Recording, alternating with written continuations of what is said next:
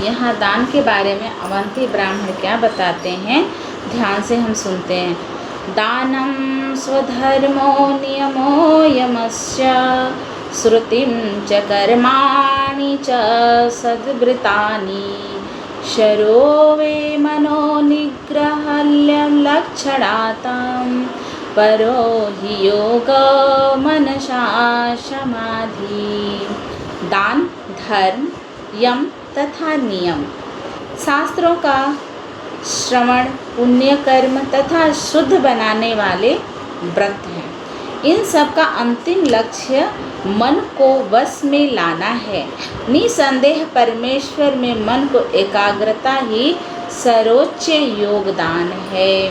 समाहितं यस्य मनः प्रशान्तः दानादिभिः किं वद तस्य कृतम् अयस्मतं यस्य मनो नियदितं दानादिभिः दृश्यदर्पणं किमेभिः। यदि किसी का मन पूर्णतः स्थिर तथा शांत हो तो आप मुझे यह बतलाएं कि मनुष्य को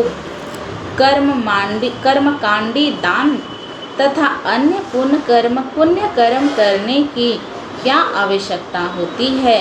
और यदि किसी का मन असंयत रहता है, अज्ञान में डूबा रहता है, तो फिर उसके लिए इन कार्यों से क्या लाभ है। मनवेशय अभवसन्त देवा मनस्य नानन्यस्य वयं समेति भीष्मो हि देवा सहसां सहीयान् युज्याय द्वेषे तं सही देवता। सारी इंद्रियां अनंत काल से मन के बस में ही रही हैं और मन कभी भी किसी अन्य के बहकावे में नहीं आता। वह बलवानों से भी बलवान है और उनके देवतुल्य शक्ति भयावह है। इसीलिए जो अपने मन को बस में कर सकता है वह सभी शक्तियों का स्वामी बन जाता है।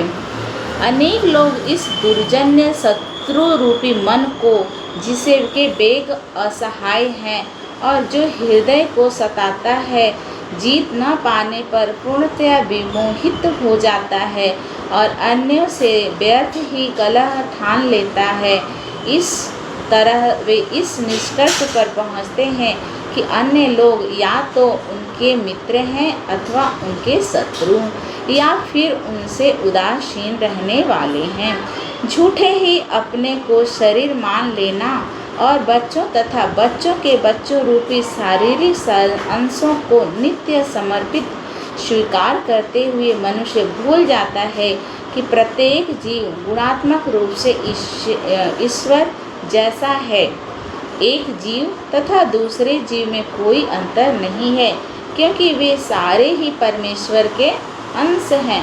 मन जब मिथ्या अहंकार में लीन होता है तो भौतिक शरीर उत्पन्न होता है और शरीर से अपनी पहचान करने से बद्ध आत्मा मिथ्या अहंकार तथा अज्ञान से अभिभूत हो जाता है, जैसा यहाँ पर बतलाया गया।